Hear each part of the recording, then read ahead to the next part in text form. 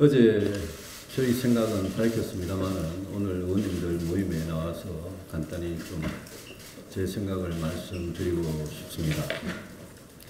범죄 피의자를 법무부 장관으로 임명한 것은 대한민국 역사상 없었던 일이고 또 전 세계 어느 나라에도 범죄 피의자를 그 나라의 법무부 장관으로 임명하는 그런 역사가 없었습니다.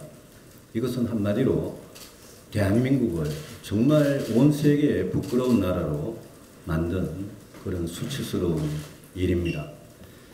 사실 저는 어제 출근하면서 설마 저런 사람을 임명을 하겠느냐라고 문재인 대통령에게 우리 보통 사람들, 보통 시민들이 갖고 있는 그 상식과 그 법의식에 따라서 저는 대통령이 설마 저런 사람을 법무부 장관에 임명하겠느냐라고 일말의 기대감을 가지고 어제 아침 출근을 했습니다.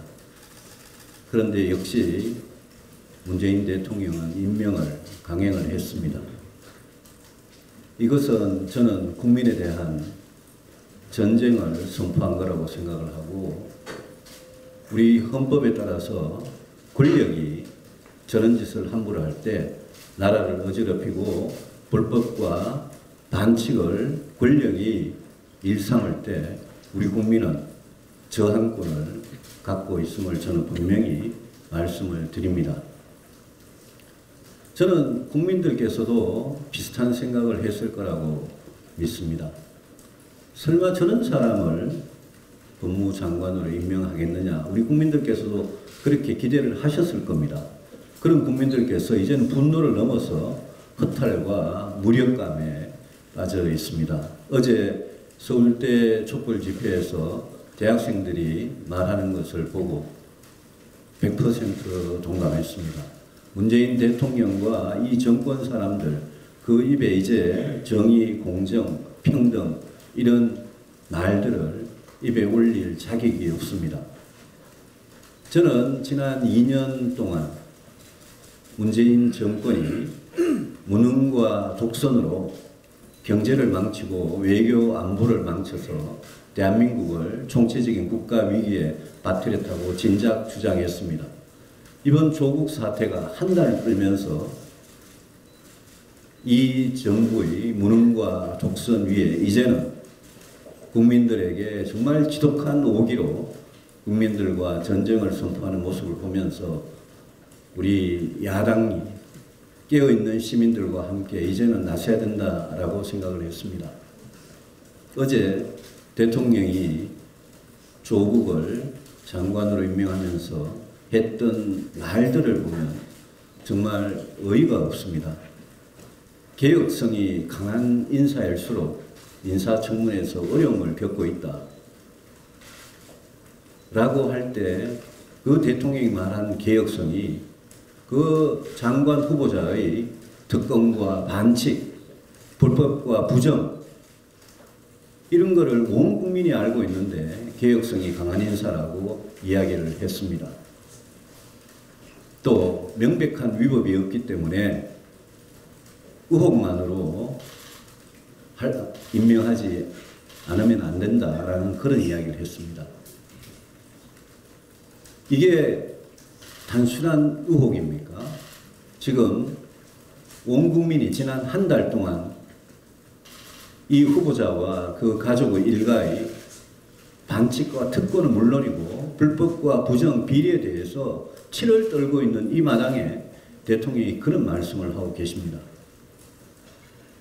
우리 야당이 수단이 없다 이런 이야기를 하고 있습니다. 저는 결코 그렇게 생각하지 않습니다. 지금부터 국민의 저항권으로 이 정권을 이제는 끝장을 내야 된다고 생각을 합니다. 어제 대통령이 조국을 임명하는 자리에서 공평, 공정, 특권, 기득권 이런 이야기를 함부로 했습니다. 저는 대통령이 지금 정상인 상태가 아니라고 생각합니다. 그 대통령의 정신세계가 어떻게 되길래 저런 범죄 피의자를 법무부 장관 자리에 앉히면서 그런 말들을 국민 앞에 내뱉을 수 있느냐. 저희 바른미래당이 그동안 상당히 어려운 모습을 많이 보였습니다만 저는 우리 의원님들께서 이제 심기일전해서 문재인 정권, 이 정권과 정말 진정성 있는 투쟁을 끝까지 해나가야 된다고 생각합니다. 이 자리에서 공개적으로 검찰에게 당부를 합니다. 대통령이 어제 검찰이 할 일을 하라고 했습니다. 검찰은 절대 권력의 눈치를 보지 말고 할 일을 제대로 해 주십시오. 저는 검찰이 할 일을 제대로만 한다면 제가 장관이라고 부르기도 싫은 이 조국 장관은 이제 곧 물러날 수밖에 없다고 확신을 합니다. 검찰이 법에 따라서 조국 법무부 장관도 모든 국민과 함께 법 앞에 평등하다, 그거를 검찰이 증명해 줄 때 저는 우리 대한민국이 한 걸음 더 전진한다고 생각을 합니다. 오늘 의원님들과 청와대 앞에 가서 대통령이 들을 수 있도록 이 대통령의 잘못된 결정이 이 나라를 얼마나 위기로 몰고 가고 있는지 이야기를 하고 앞으로 의원님들과